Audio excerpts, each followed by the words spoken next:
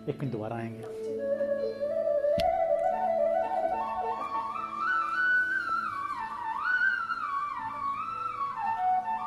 हरि ओम चंद्रमः मनसो जातचक्षुः सूर्यो अजायत श्रोत्रः द्वायुष प्राणस्य मुखः दग्निरजायत भूतिपश्च साक्षवे नमः। हरि ओम।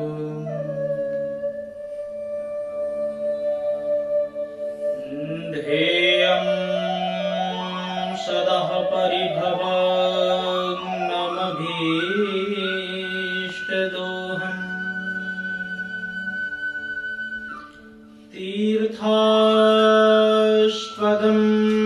शिबिविरञ्जनुतं शरण्यं भृत्यार्तिहं प्रणतपालभवाब्धिपोतम् वन्दे महापुरुषते चरणारविन्दम्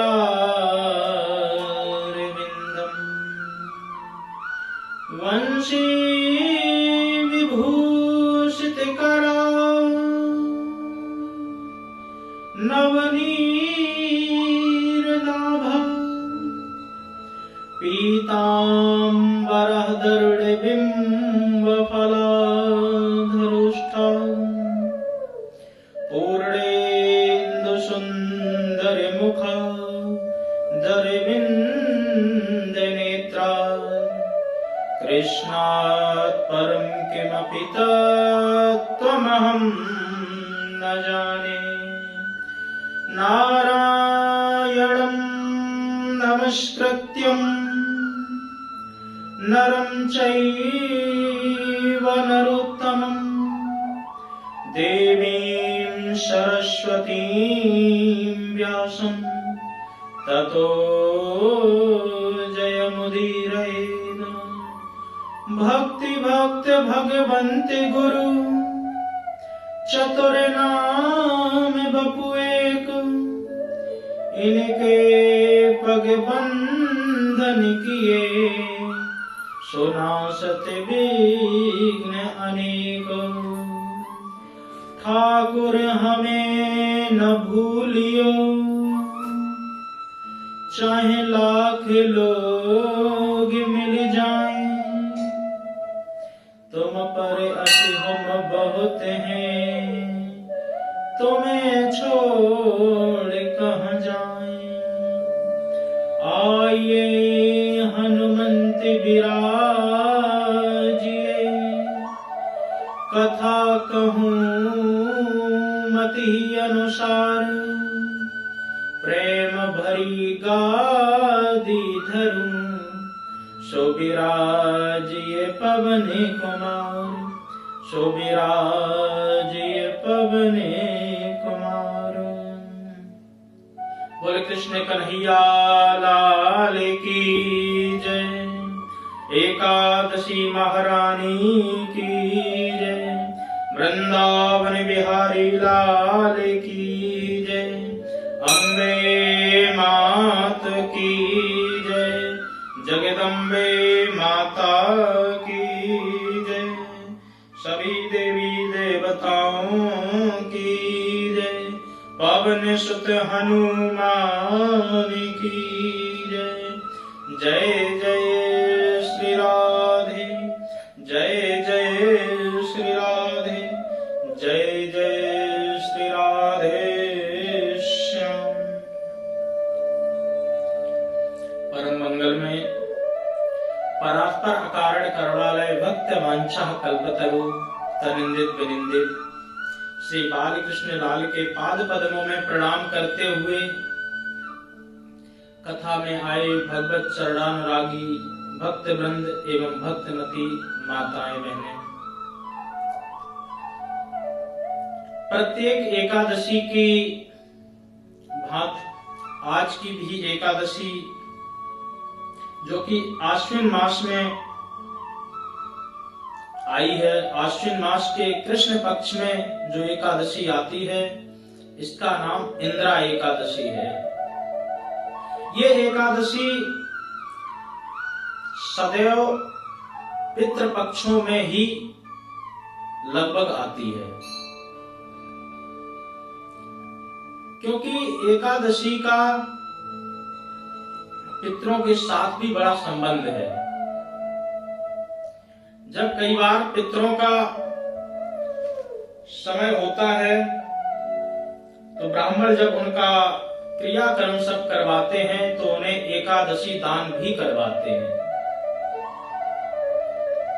जो व्यक्ति एकादशी का व्रत नहीं रखता है, यदि उसकी मृत्यु होती है तो उस मृत्यु पर उसे घर परिवार के लोग जो एकादशी रखते हैं उनसे उसे एकादशी दान करवाई जाती है, ताकि उस व्यक्ति की मुक्ति हो जाए। एकादशी के प्रभाव से उसको अनेकानेक योनियों में बहुत यातनाएं न सहन करनी पड़े, थोड़ा हमारे सहायता से उसका पुण्य बढ़ जाए, ताकि परमात्मा उस पर कृपा करें, अत्याधिक उसको कष्ट ना मिले। तो ये एकादशी है, इस एकादशी का नाम इंदिरा एकादशी है। इसकी कथा बहुत ही अद्भुत है और पितरों को मोक्ष प्रदान करने के साथ साथ भगवान के चरणों में भक्ति बढ़ाती है, और भक्ति बढ़ाने के साथ साथ जो भी चीज मांगो वो सब कुछ देने में समर्थ होती है। तो आज हम सबका परम सौभाग्य है कि अभी पितृपक्ष चल रहा है, अभी श्राद्ध पक्ष चल रहा है। तो ये ऋषियों ने जो 16 दिन बनाए हैं श्राद्ध पक्ष के, ये विशेष इसीलिए बनाए हैं ताकि इन दिनों में हम अपने पूर्वजों को, अपने पितरों को प्रसन्न कर सकें, उनके आशीर्वाद को लेकर के हम उनके मार्गदर्शन पर चलने का प्रयास करें, या हम उन्हें इन विशेष दिनों में विशेष रूप से याद करके उनको प्रसन्न करने का प्रयास करें। हम सबका परम कर्तव्य है कि इन दिनों में अपने पितरों को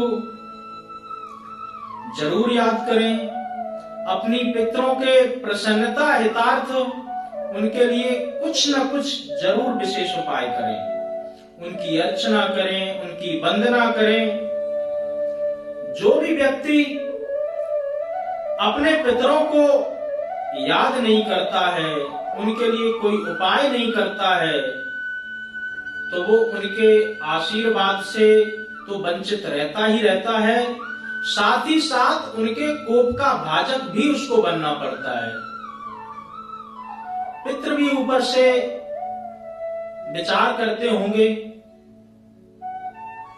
कि हमने व्यर्थ ही इतना श्रम करके इनको इतना बड़ा किया, आज ये हमें पानी तक नहीं पूछ रहे हैं, पानी की छोड़ो, आज ये हमें याद भी नहीं कर रहे हैं।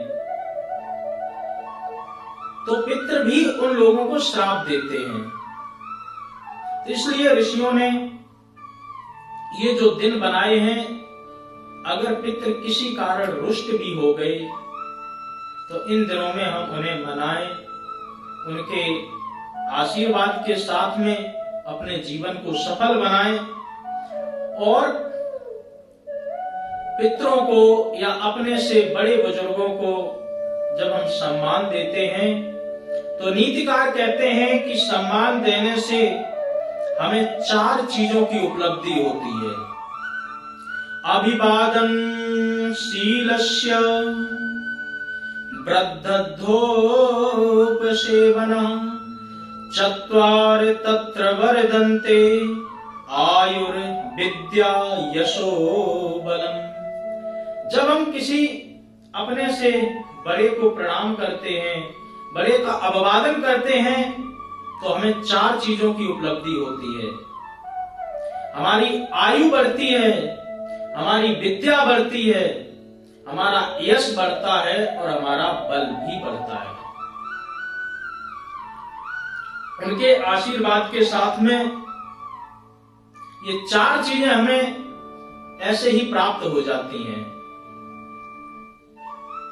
तो इसलिए हमें अपने पितरों के लिए तर्पण, श्राद्ध आदि जरूर कुछ न कुछ करना चाहिए, क्योंकि ये सौभाग्य सिर्फ और सिर्फ हमें ही प्राप्त होता है। अन्य धर्म या पंथ इन मान्यताओं में बहुत ज्यादा विश्वास नहीं करते हैं। इसलिए धन्य है सनातन धर्म, जिसमें हमें ये सौभाग्य मिलता है। एक समय की बात है जब औरंगजेब ने अपने पिता को बंधक बना लिया, बंधक बनाकर के उसको कारागार में डाल दिया और पीने के लिए पानी भी नहीं देता था। मानो उतना पानी देता था जितने से वो जीवित रह सके। तब उसके पिता ने रोते हुए, आंखों में आंसू लेते हुए कहा कि तू मुझे जीते जी पानी नहीं पिला रहा है।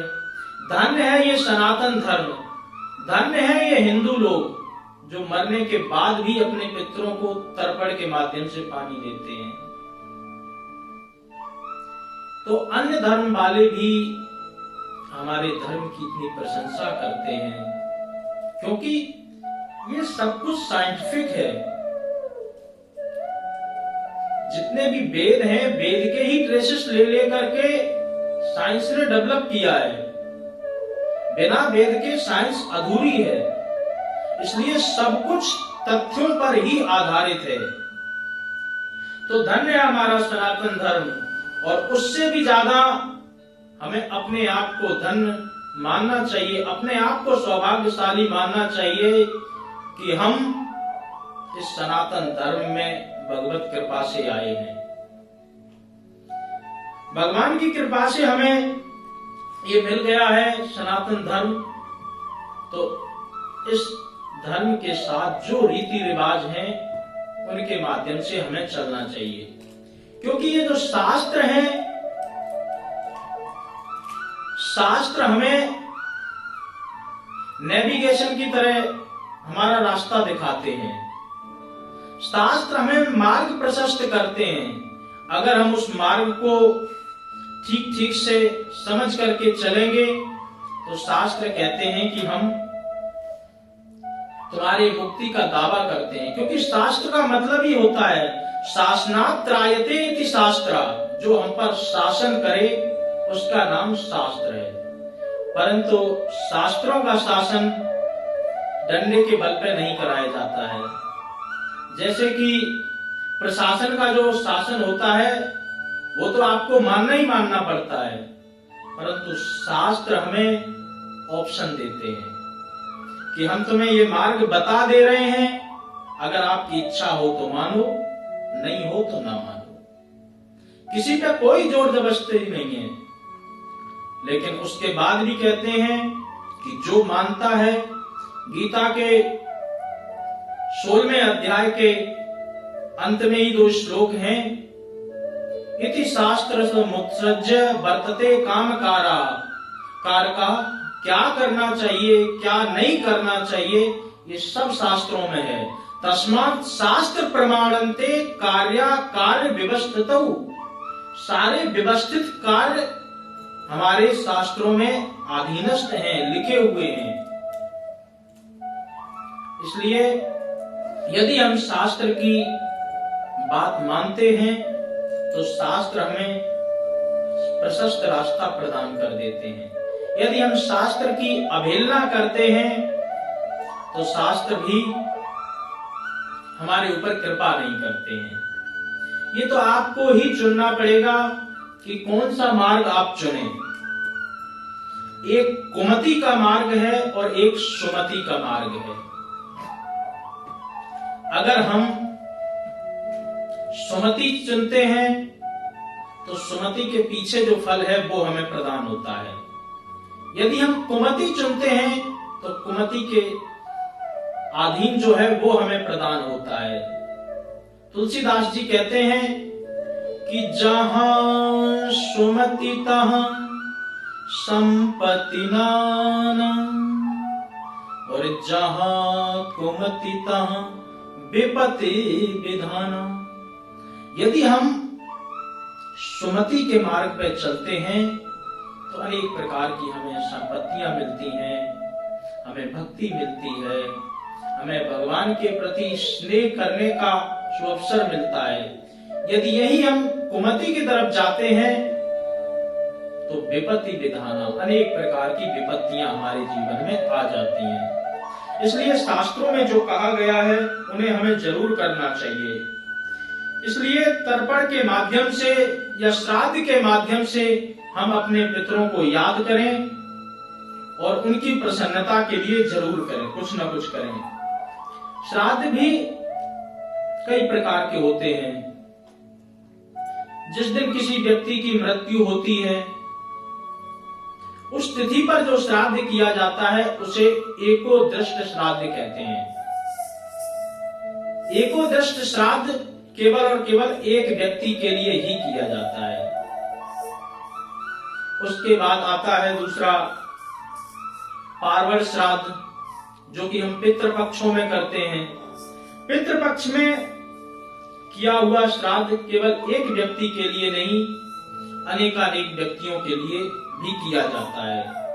उस श्राद्ध का नाम पार्वण श्राद्ध है और उसमें क्रम विधि विधान होता है। पहले पिता, फिर परपिता, फिर पितामह आदि आदि, ऐसे पीढ़ी दर पीढ़ी चलते हैं। माता है ना, फिर माता की जो माता होती है उनके लिए फिर दादी, परदादी, नानी आदि पीढ़ियों के हिसाब से जो क्रमबद्ध है उस हिसाब से उन्हें तर्पण और श्राद्ध किया जाता है।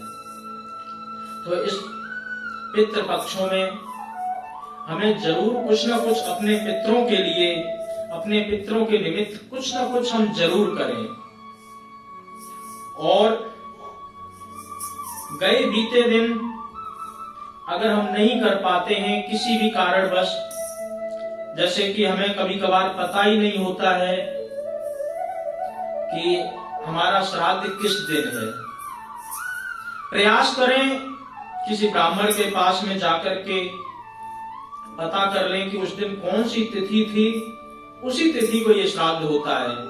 अगर फिर भी पता नहीं कर सकते हैं, नहीं आपको कुछ भी ज्ञात है, तो ऋषियों ने इन सब का समाधान निकालने के लिए एक विशेष दिन बनाया है जिसका नाम अमावस्या है।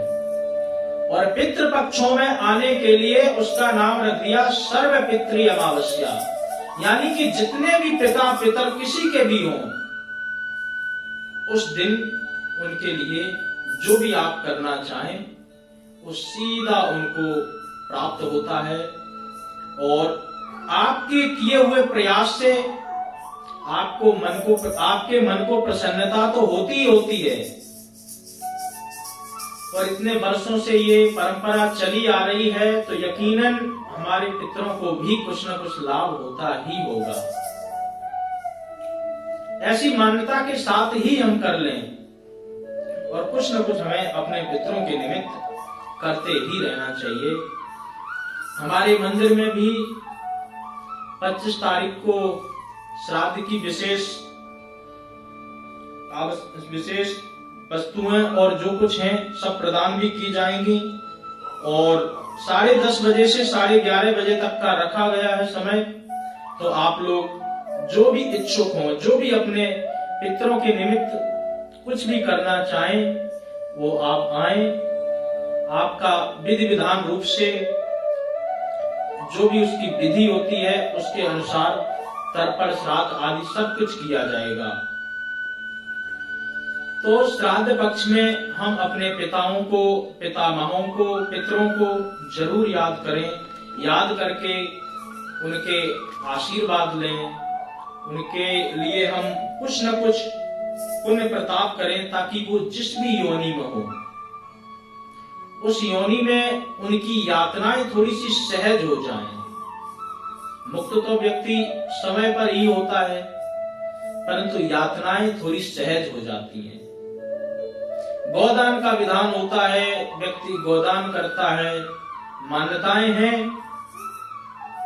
कि ऊपर जो नदी पार करनी पड़ती है तो वो गाय की पूंछ पकड़ करके वो पार हो जाती है। इस मान्यता के आधार पर लोग गोदान भी किया करते हैं। तो इसलिए प्रत्येक मान्यता के पीछे कोई ना कोई उसका कारण है। प्रत्येक कार्य के पीछे कारण छुपा होता है। इसीलिए प्रत्येक मान्यता के पीछे भी कोई ना कोई लॉजिक अवश्य है। तो इसलिए हमें पितरों की प्रसन्नता के लिए कुछ न कुछ अवश्य करना चाहिए, ताकि पितृ प्रसन्न होकर के हमारे मार्ग को सुप्रशस्त करें और हम उनके कोप का भाजक न बने। अब हम एकादशी की कथा में प्रवेश करते हैं, जो कि इंदिरा एकादशी आश्विन मास में आती है। अनेकानेक एकादशी की कथाएं सुनकर के महाराज युधिष्ठिर जी ने पूछा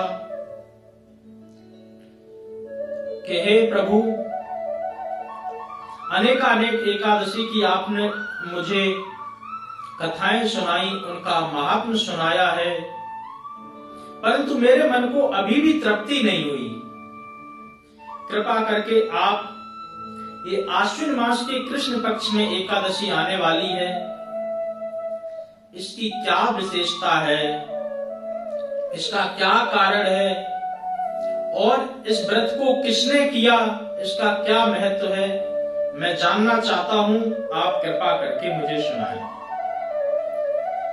भगवान श्री कृष्ण कहते हैं कि एकादशी बहुत विशेष एकादशी है।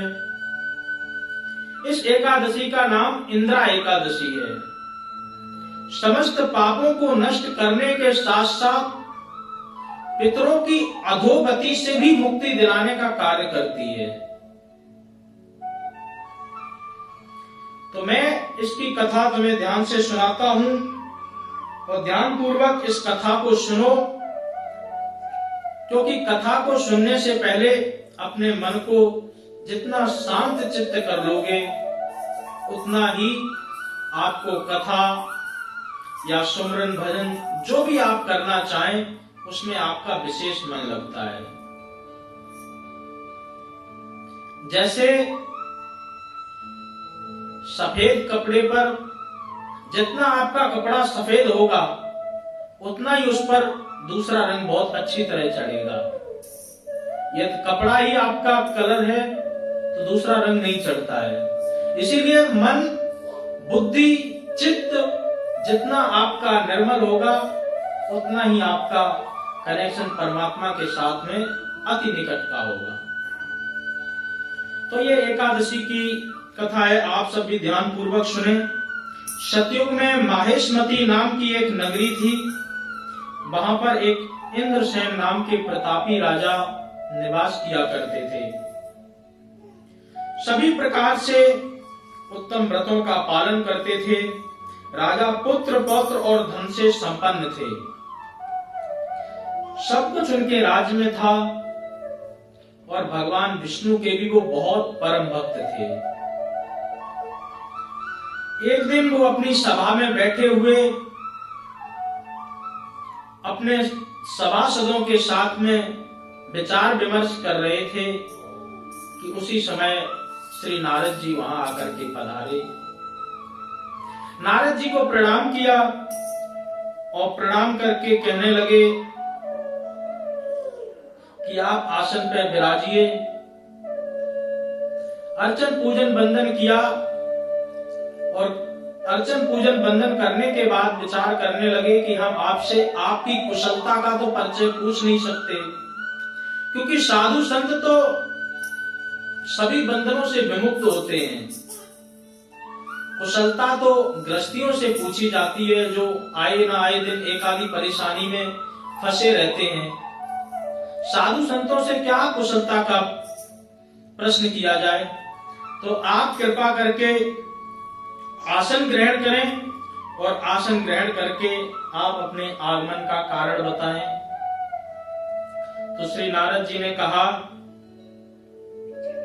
कि मैं आपके राज्य में देख रहा हूं धन धान संपन्न सब कुछ अच्छी तरह चल रहा है, परंतु मैं आपसे एक प्रश्न पूछना चाहता हूं, क्या आपके राज्य में सातों अंग कुशल पूर्वक हैं? तुम्हारी बुद्धि धर्म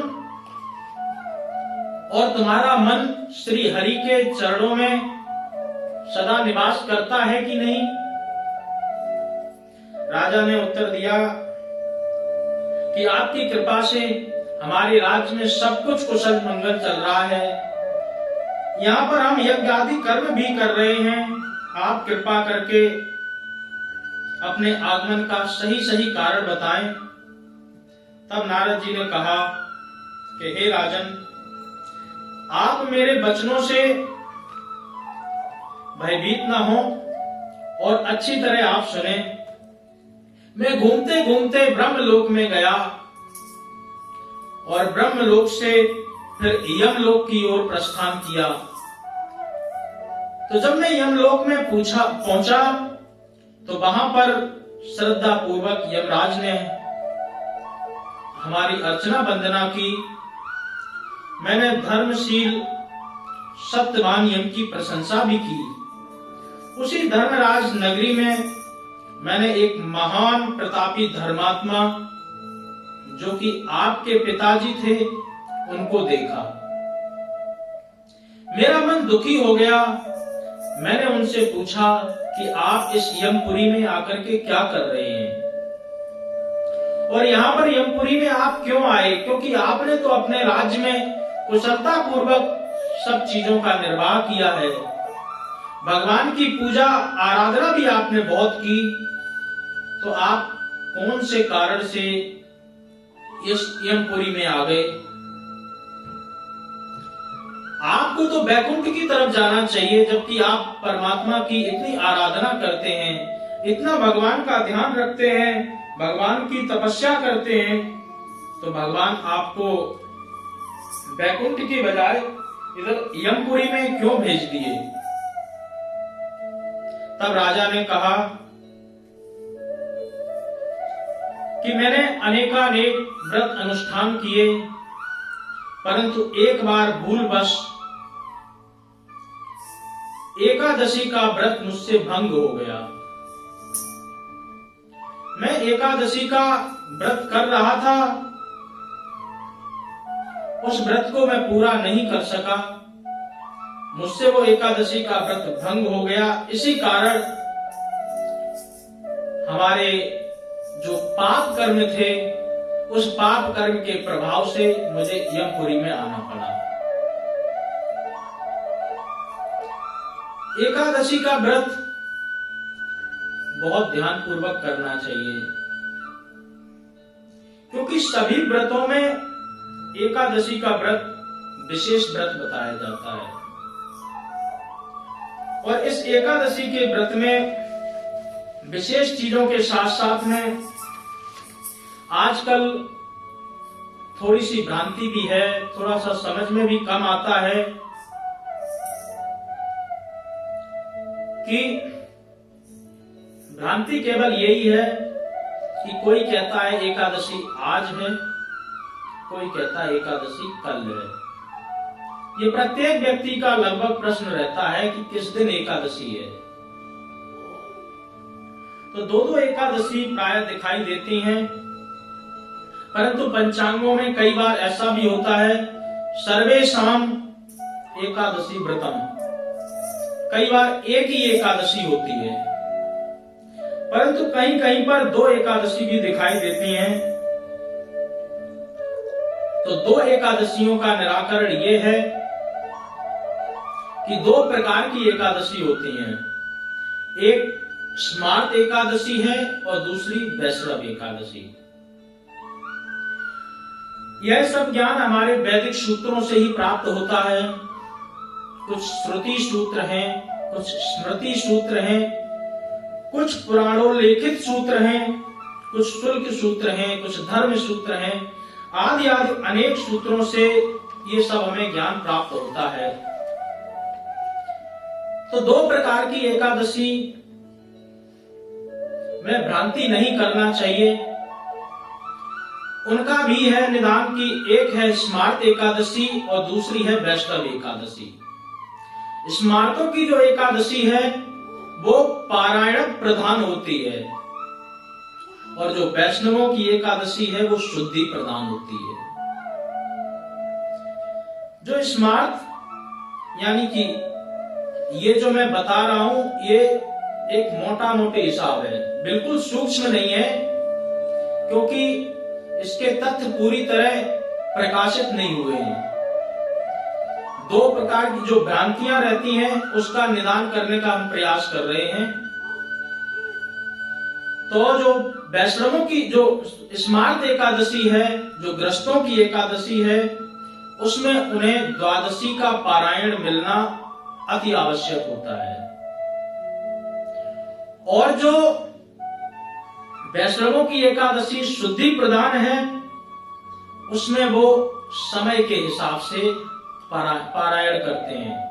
उसमें तिथि त्रयोदशी भी आ जाए तभी भी उनको कोई दोष नहीं लगता। तो विचार तो सिर्फ इस चीज का करना है कि एकादशी कितनी रहे।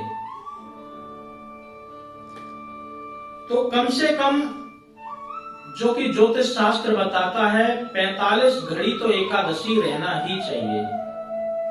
एक घड़ी 24 मिनट की होती है, 24 दूनी 48 और 48 दूनी 96।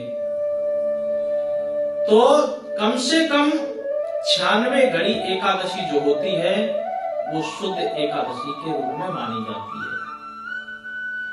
इस विशेष प्रसंग का कोई विशेष मतलब भी नहीं बनता, परंतु इस कथा में प्रसंग आया कि एकादशी का व्रत समय से पूर्व उन्होंने पारायण कर लिया। इस एक छोटी सी त्रुटि के कारण उन्हें यमपुरी जाना पड़ा। तो एकादशी में विधि विधान भी देखना चाहिए, परंतु समय के साथ साथ में एकादशी में कुछ ढील भी दी गई है। एकादशी के व्रत को करने के साथ साथ नियम विधि विधान के साथ आपको खाने पीने में भी कुछ चीजों का ध्यान दिया जाता है। उनमें से 11 ऐसे चीज वो हैं जो आप 11 चीजों से बचें। यदि आप एकादशी का व्रत रख रहे हैं तो 11 चीजों से आपको विशेष बचने की आवश्यकता है। 11 ऐसी क्रियाएं हैं जिनको आप ना करें तो आपका व्रत आसानी पूर्वक चलता रहेगा। उसमें पहला है बार बार पानी पीना, दूसरा है हिंसा करना, तीसरा है अपवित्र रहना, चौथा है असत्य भाषण करना, पांचवा है पान चबाना, छठवां है दातून करना, अब तो दातून का काम ही खत्म हो गया, सातवां है दिन में सोना, आठवां है मैथुन करना, नौवां है जुआ खेलना, 10वां है रात में सोना, एकादशी के दिन जागरण का भी विधान होता है, और 11वां है पतित व्यक्तियों से असत्य भाषण करना, झूठ बोलना आदि आदि। ऐसे इन 11 अपराधों से यदि जो व्यक्ति बचता है या बचने का प्रयास करता है तो उसकी एकादशी बहुत ही शुद्धि प्रधान एकादशी मानी जाती है। इसके साथ साथ में एकादशी का विधान भी है कि आप कैसे करें, प्रयास करें निर्जला एकादशी रहने का। नहीं रह सकते आप जल के साथ में रहें, जल भी पर्याप्त नहीं है आप दूध के साथ रहें, दूध नहीं है पर्याप्त तो कंद मूल फल, और इसके बाद आता है फलाहार। फलाहार से भी जिन लोगों की तृप्ति नहीं होती है तो वो एक समय का भोजन भी कर सकते हैं, परंतु चावल को छोड़ करके, क्योंकि चावल मुख्य अन्न के रूप में माना जाता है, इसलिए चावल को छोड़ करके आप अन्न भोजन ले सकते हैं।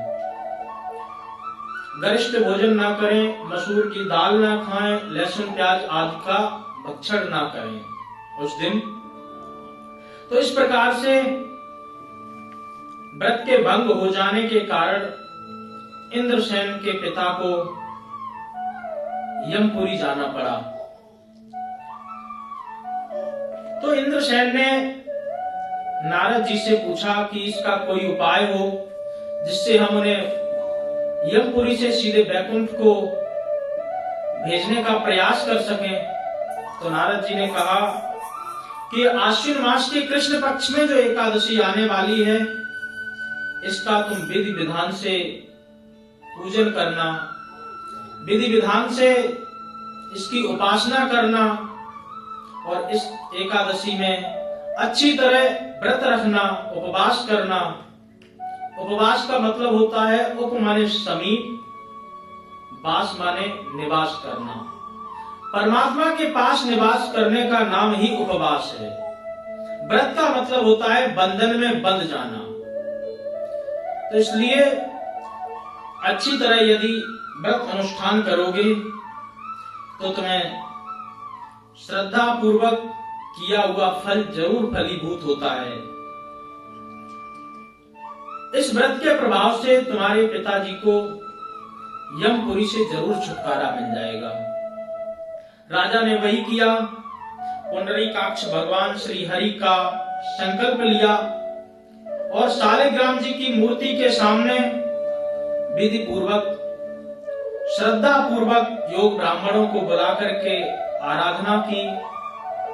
पूरे दिन व्रत रहा। व्रत रहने के बाद में जब दूसरे दिन उसने पारायण किया तो पारायण करने के प्रभाव से उसके जो पितर यमपुरी में निवास कर रहे थे, केवल और केवल व्रत के ही प्रभाव से उनको यमपुरी से मोक्ष प्राप्त हो गया। वो सीधे बैकुंठ को प्रदान हुए। जब बैकुंठ पहुंचे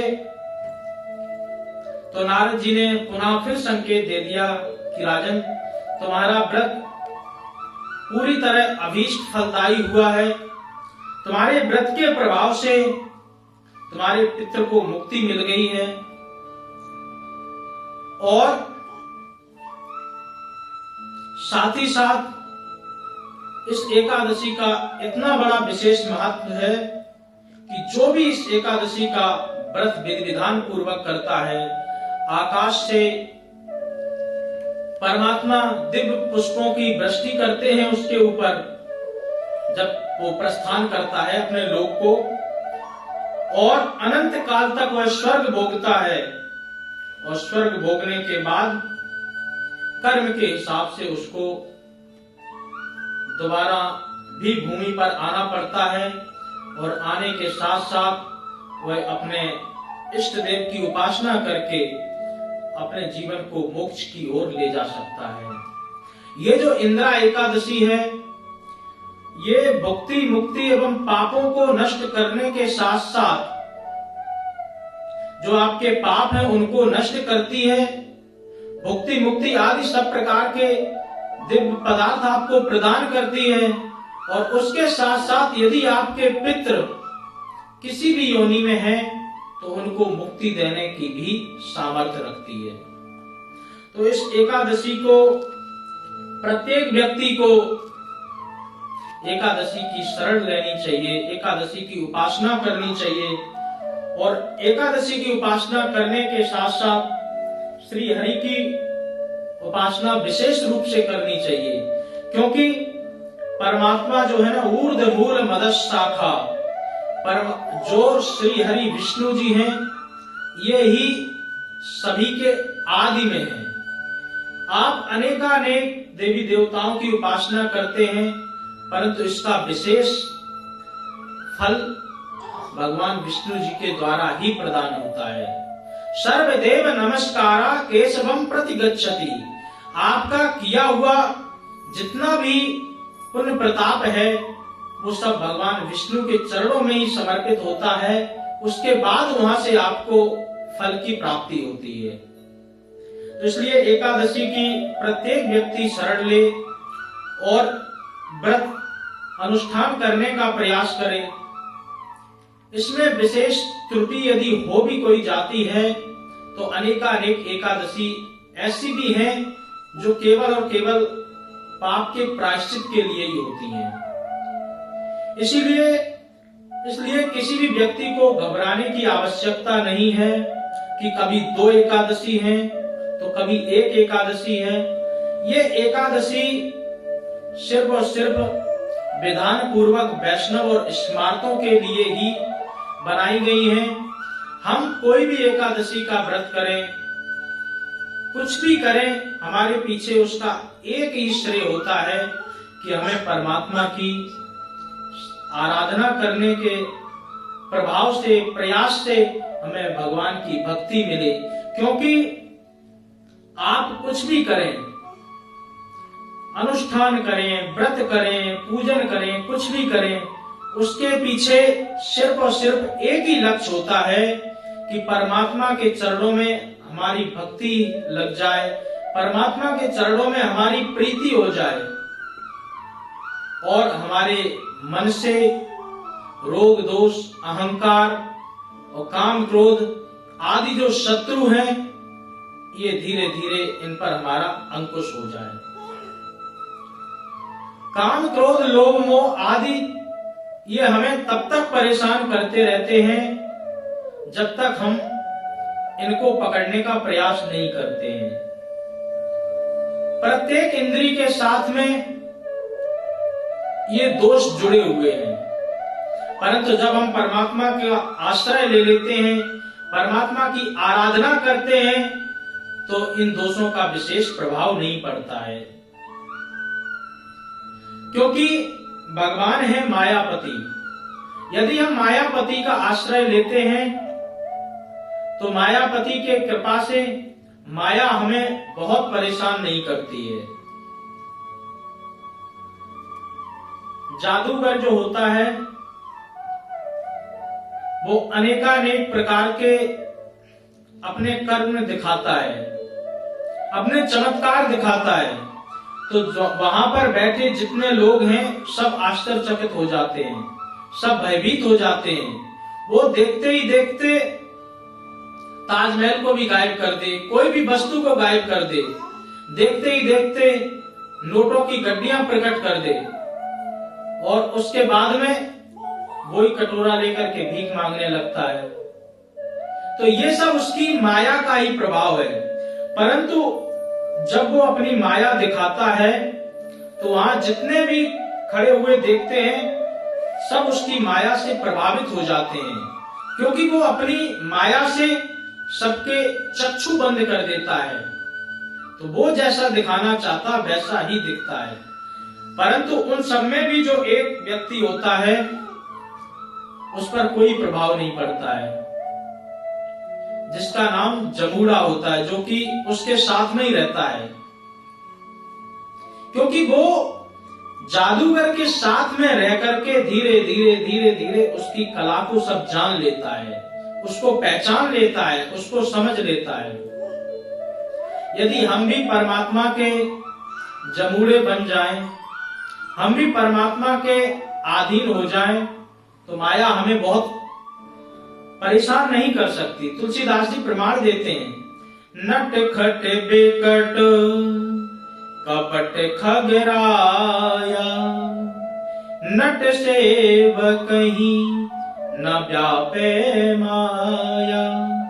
जैसे उस नट सेवक को माया कोई भी व्याप्त नहीं होती है, कुछ भी परेशान नहीं करती है, इसी प्रकार से भगवान है मायापति और हम सब हैं जीवात्मा।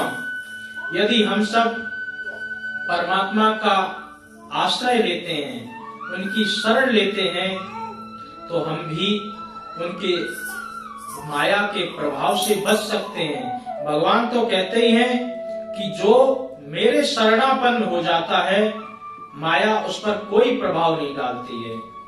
इसलिए ये जीवन जितना है, ये सब कुछ यदि हम प्रयास करें परमात्मा के ही चरणों में लगाने का, तो वो ही हमारा सार्थक है। क्योंकि अनेक जन्मों की बिगड़ी आपकी इस जन्म में तो बन सकती है, और इस जन्म में भी यदि चूक हो गई तो आगे बनने की कोई गारंटी नहीं है। इसलिए इसी जन्म से हमें प्रयास करना चाहिए, हमें अनुष्ठान व्रत आदि का माध्यम सहारा लेकर के अपने उस लक्ष्य तक पहुंचने का प्रयास करना चाहिए, जो कि प्रत्येक व्यक्ति का धर्म भी है। प्रत्येक व्यक्ति को मोक्ष की तरफ जाने के लिए ये अनेकानेक साधन हैं। उसमें ये एकादशी का जो साधन है वो सबसे श्रेष्ठ साधन बताया गया, क्योंकि ये उपासना में आपकी प्रवृत्ति लगाता है। आप जितना शुद्धि रूप से व्रत का पालन करते हैं, अन्न का त्याग करते हैं, तो उतने दिन उस समय तक आपकी बुद्धि शुद्ध रहती है। जब बुद्धि शुद्ध रहती है तो दूषित विचार भी बुद्धि में नहीं प्रवेश करते हैं। जब दूषित विचार प्रवेश नहीं करेंगे तो आपका मन भक्ति में और भी अच्छी तरह लगेगा। इसलिए कोई भी व्रत करें, कोई भी अनुष्ठान करें, उन सबका एक ही लक्ष्य पर लक्षित होता है कि हम परमात्मा की समीप धीरे धीरे निकटवर्ती होते जाएं, और एक दिन वो आता है जब परमात्मा हमें अपने इतने समीप कर लेते हैं कि अन्य चीजों में फिर हमारा मन ही नहीं लगता है। उसी का नाम है समाधि, उसी का नाम है प्रज्ञा स्थिति। जब हमारा संसार से पूरी तरह वैराग हो जाए, मोह छूट जाए, उसी का नाम ही जो है ना स्वयं की स्थिति है, स्वयं को जानना। जो व्यक्ति जब स्वयं को जान लेता है तो उसके बाद में उसके कोई भी बंधन उसको प्रभाव नहीं कर पाते हैं। इस संसार में दो ही प्रकार की रस्सियां हैं जिनसे हम बंधे हुए हैं, देह में अहमता और देह के नातों में ममता। देह में अहम भाव है कि ये मैं हूं, और देह के नातों में ममत्व भाव है कि ये मेरा है। अगर ये दो रस्सियां कट जाएं तो किसी भी प्रकार का मोह व्यक्ति को ग्रसित कर ही नहीं सकता। इन दोनों रस्सियों को काटने का सबसे पहला माध्यम है कि व्यक्ति बार बार अपने शरीर की तरफ ध्यान दे। वो ध्यान किस प्रकार दे? वो विचार करे कि ये शरीर में 9 द्वारे हैं, नवद्वारम पुरम देहि।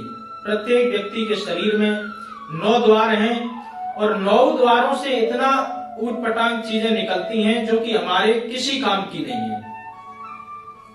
जब इस प्रकार का विचार बार बार करेगा तो उसको समझ में आएगा, क्योंकि यह शरीर 5 भौतिक तत्वों से बना है।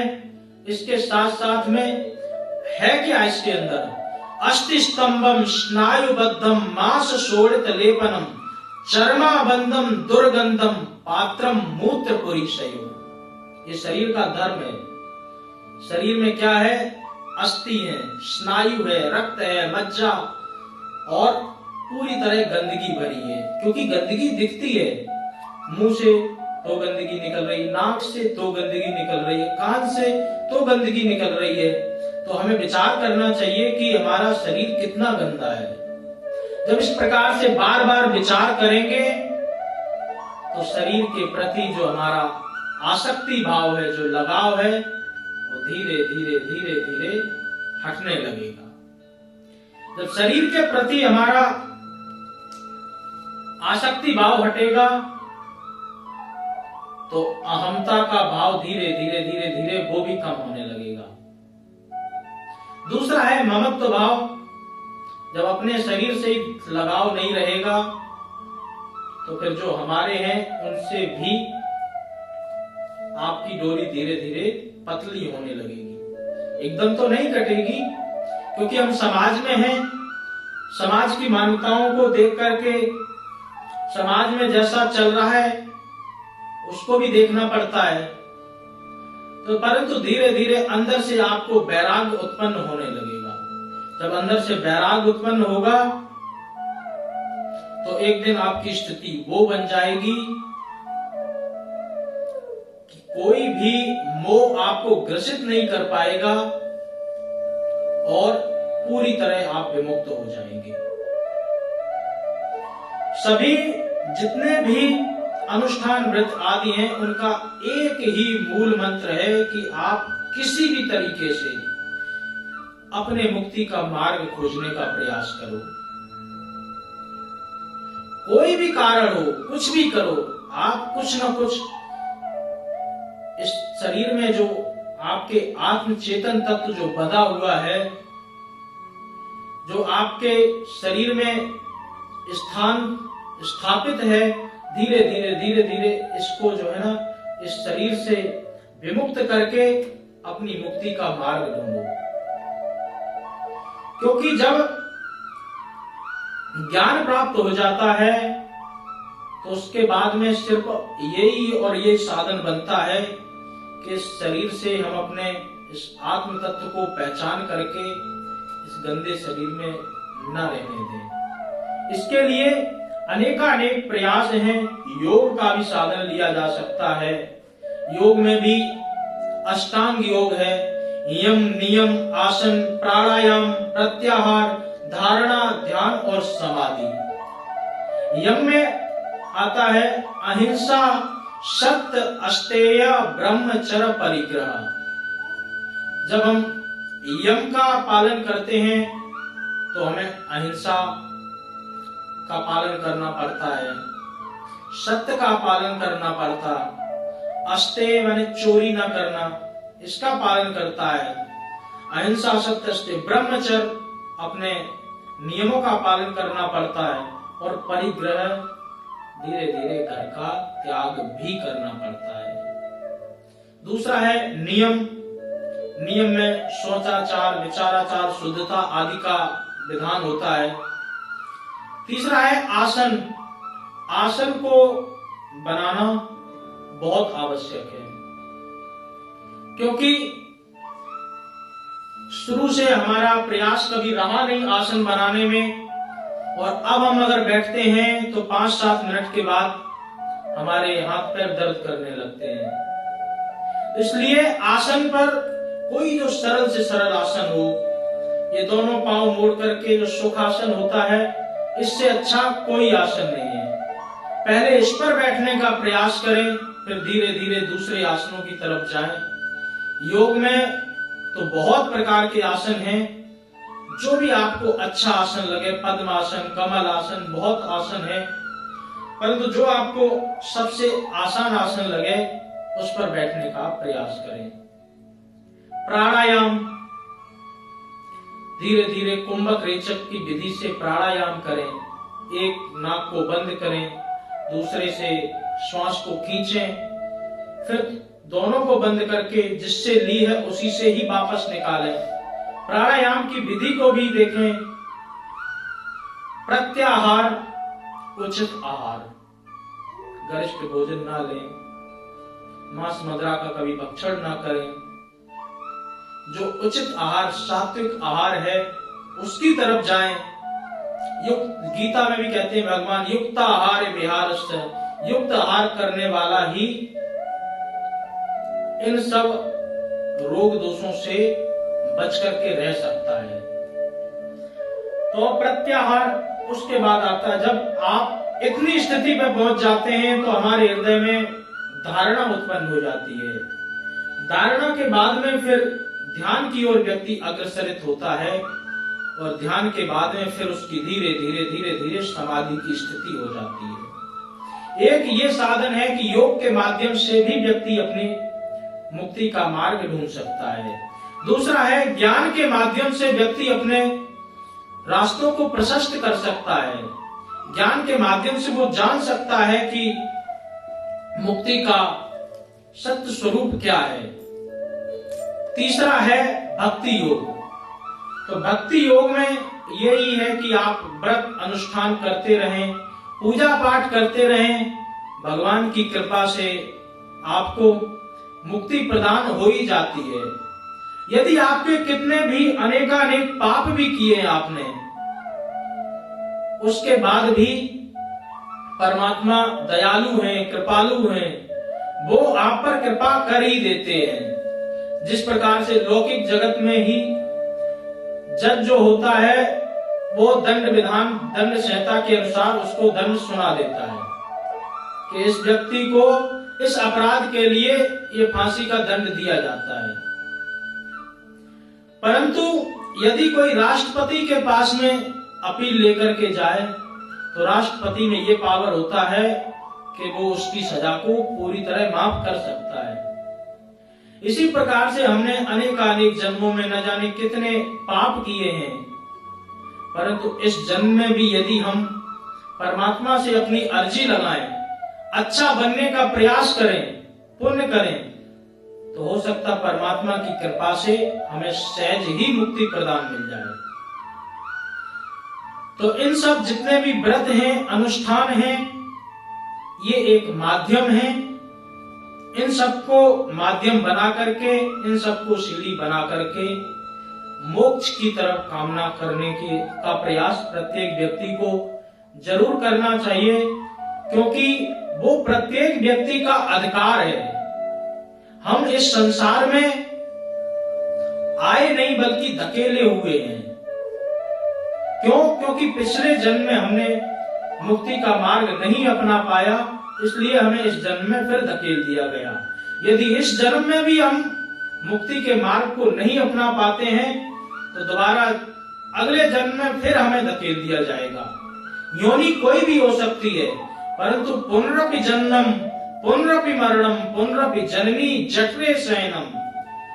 और ये इसमें तो देख ही रहे हो कि यह संसारे बहु दुष्टारे कृपया पारे पाई मुरारे। कितना दुष्टर संसार है। तो बोले क्या करें?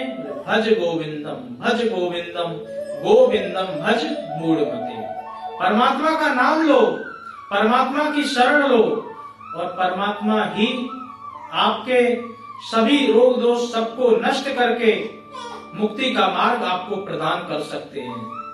इसलिए प्रत्येक व्यक्ति एकादशी आदि जो भी व्रत हैं, जिसमें जिसकी रुचि हो, उन व्रतों को करने का प्रयास करें और निष्ठा पूर्वक प्रयास करें। कोई भी प्रयास निष्ठा पूर्वक किया हुआ निष्फल कभी नहीं हो सकता है। जितनी आपकी श्रद्धा है उसी हिसाब से आपको फल जरूर प्रदान होता है। तो इन्हीं शब्दों के साथ आज की एकादशी की कथा यहीं पूर्ण होती है, यहीं विराम लेते हैं। अब अगली एकादशी में आपको फिर कथा सुनने को मिलेगी। उससे पूर्व पूर्णिमा आ जाएगी, पूर्णिमा की भी कथा आपको सुनने को मिलेगी। और पूर्णिमा से भी पूर्व नवरात्र आने वाले हैं। नवरात्रा में भी आप आए। प्रत्येक दिन चौकी का भी विधान है, प्रत्येक दिन चौकी होगी माता की। और उसके साथ साथ दुर्गा सप्तशती का पाठ भी होगा। और दुर्गा सप्तशती के पाठ के साथ में जो पहला नवरात्रा आ रहा है, उसमें हमारे मंदिर में 2 प्रकार के प्रोग्राम किए जा रहे हैं। एक तो जहां हम माता जी की आराधना के साथ में हम उनकी शक्ति को लेते हुए आगे बढ़ने का प्रयास करते हैं। वहीं दूसरा एक प्रोग्राम लक्ष्मी माता के जो भक्त लोग हैं, जो लक्ष्मी के पुत्र हैं, उनकी तरफ भी हमें ध्यान देना पड़ता है, क्योंकि कोई भी कार्य बिना लक्ष्मी माता के हो ही नहीं सकता। तो ऐसे श्री अग्रसेन जी महाराज, जिन्होंने भगवान शंकर की आराधना करके लक्ष्मी जी को उपासना में प्राप्त किया और उसी लक्ष्मी से अनेकानेक यज्ञ अनुष्ठान आदि करवाए। तो आज माता लक्ष्मी जी की अग्रसेन महाराज के ऊपर तो कृपा थी ही थी, उनके जो वंशज हैं उनके ऊपर भी विशेष कृपा दिखती है। तो ऐसे अग्रसेन महाराज जी की जयंती को भी उस दिन मना रहे हैं विशेष धूमधाम के साथ। तो अनेकानेक प्रोग्राम हमारे मंदिर में होते रहते हैं, आप सब जरूर आने का प्रयास करें, क्योंकि मंदिर में जब जब हम आते रहेंगे तो मंदिर से कुछ न कुछ हमको जरूर सीखने को ही मिलता है। मंदिरों में हम जब भी आते हैं तो हमारा किसी भी प्रकार से हमें तो नहीं लगता कि कोई नुकसान होता हो। अगर आप लोगों को लगता हो तो बताओ, क्या मंदिर में आने से किसी भी व्यक्ति का कोई नुकसान कभी हुआ? जबकि हमें परेशानी होती है तब हम यहाँ सॉल्यूशन के लिए आते हैं, अपनी परेशानी को निवारण करने के लिए आते हैं। तो जहां परेशानियों का निवारण हो वहां तो कोई परेशानी हो ही नहीं सकती। इसलिए आप बार बार मंदिर आए, क्योंकि मंदिरों में आने से आपकी निष्ठा बढ़ेगी, भगवान के प्रति आपका प्रेम बढ़ेगा। और मंदिरों में आने के बाद में यदि आप सेवा भाव में जुड़ना चाहें तो फिर एक पंथ दो काज हो जाएंगे। सेवा भी आप करेंगे और भक्ति भी आप करेंगे तो उसका फल जो है आपको विशेष गुना मिलेगा। एक काम का एक फल तो दो काम के दो फल हुए। इस प्रकार से आपको दो फलों की भी प्राप्ति होगी। तो आप सब आने का प्रयास करें, क्योंकि मंदिर आपके आने से ही मंदिरों की या धर्म स्थलों की शोभा है। इसलिए आप जरूर आएं, आकर के भगवान के प्रति अपनी कृतज्ञता ज्ञापित करें कि परमात्मा आपने मुझे इतनी अच्छी काया दे दी और सनातन धर्म में आपने हमें जन्म दे दिया। क्योंकि दूसरे यदि अन्य किसी उसमें जन्म मिल जाए, जन्म के साथ साथ यदि अन्य जगह पर जन्म मिल जाए, हम लोग परम सौभाग्यशाली हैं। अगर हमें यूक्रेन में ही जन्म मिल जाता तो आज देखो कितनी बड़ी वहां परेशानी हो रही है। इसलिए हर तरीके से परमात्मा की हम पर कृपा है, ऐसा मान करके हम उन्हें बार बार धन्यवाद करें, बार बार उनके चरणों में प्रणाम करें। इसी के साथ आज की कथा का यहीं पर विश्राम। बोले एकादशी महारानी की जय, कृष्ण कन्हैया लाल की जय, अम्बे मात की जय, जगदम्बे माता की जय। जय जय श्री राधे, जय जय श्री राधे, जय जय श्री राधे श्याम। अब हम लोग आरती की तरफ अग्रसरित होंगे। उससे पूर्व कुछ सूचना कभी नहीं बता दिया जो 25 तारीख को श्राद्ध है वो बता दिया, सामूहिक बता दिया। और उसी दिन शाम को जॉब की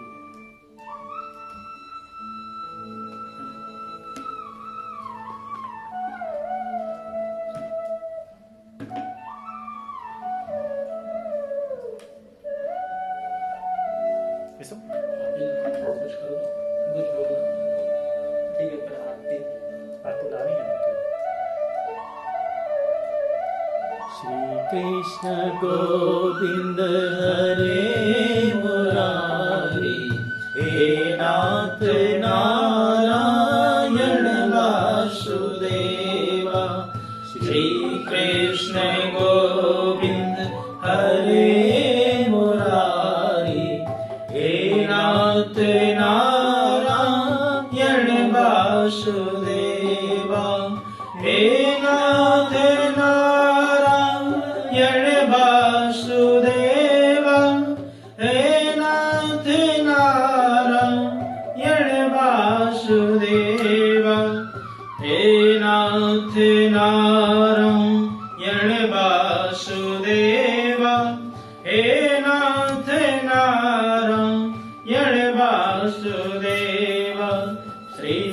कृष्ण गोविंद हरे मुरारी, हे नाथ नारायण वासुदेव। श्री हरि ओम। दीपो ज्योति परब्रह्म, दीपो ज्योति जनार्दन, दीपो हरतु मे पापम, पूजा दीप नमोस्तुते नमोस्तुते। श्री बांके बिहारी तेरी आरती गाऊं, श्री बांके बिहारी तेरी आरती गाऊं, आरती गाऊं प्यारे आपको मनाऊं, आरती गाऊं प्यारे आपको मनाऊं, श्री बांके बिहारी तेरी आरती गाऊं। मोरे मुकुट तेरे शीश पे सोए, मोरे मुकुट तेरे शीश पे सोए, प्यारी बंसी मेरो मन मोहे, प्यारी बंसी मेरो मन मोहे। देखो छवि में बलि हारी में जाऊं, श्री बांके बिहारी तेरी आरती गाऊं। चरणों से निकली है गंगा प्यारी, चरणों से निकली है गंगा प्यारी, जिसने सारी दुनिया तारी, जिसने सारी दुनिया तारी, उन चरणों के मैं दर्शन पाऊं, श्री बांके बिहारी तेरी आरती गाऊं। दास अनाथ के नाथ आप हो, दास अनाथ के नाथ आप हो, सुख दुख जीवन प्यारे साथ आप हो, सुख दुख जीवन प्यारे साथ आप हो। हरि चरणों में मैं शीश झुकाऊं, श्री बांके बिहारी तेरी आरती गाऊं। श्री हरिदास के प्यारे तुम हो, श्री हरिदास के प्यारे तुम हो, मेरे मोहन जीवन धन हो, मेरे मोहन जीवन धन हो। देखियो गली छवि बलि बलि जाऊं, श्री बांके बिहारी तेरी आरती गाऊं, बांके बिहारी तेरी आरती गाऊं, हे कुंज बिहारी तेरी आरती गाऊं, आरती गाऊं प्यारे आपको जाऊं, आरती गाऊं प्यारे आपको मनाऊं, श्री बांके बिहारी तेरी आरती गाऊं, कुंज बिहारी तेरी आरती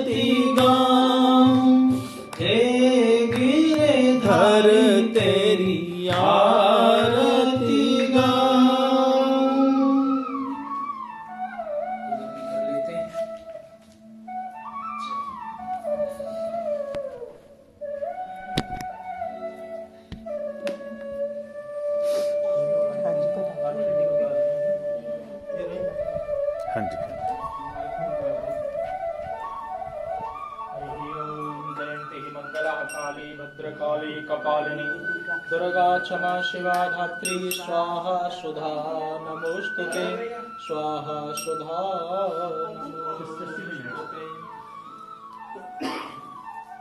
ओम जय अम्बे गौरी मैया जय श्यामा गौरी तुमको नित्य दिन जावत मैया जी को सदा ही बनावत हरि ब्रह्मा शिव जी ओम जय अम्बे गौरी मांग सिंदूर विराज को मृग मद को मैया जी को मृग मद को ओ जल से डोलेना ओ जल से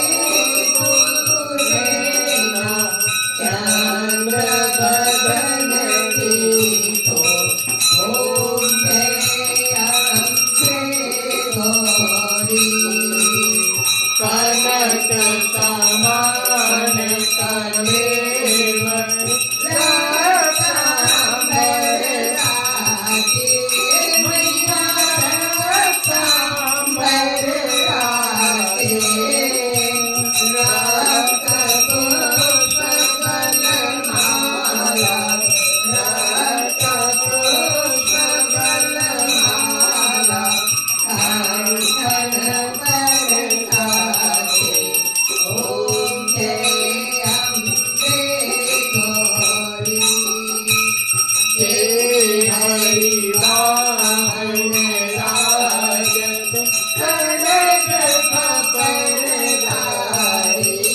मैया कनक खपरदारी सुर नर मुनि जन के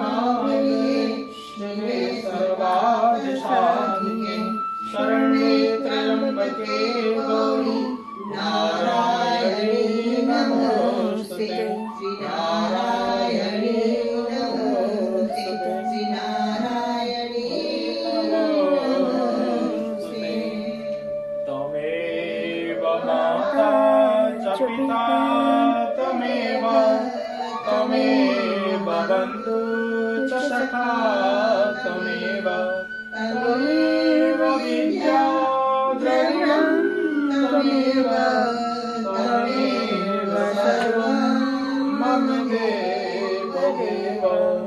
सर्वे भवन्तु सुखिनः, सर्वे सन्तु निरामयः, सर्वे भद्राणि पश्यन्तु, मा कश्चित् दुःखभाग् भवेत्।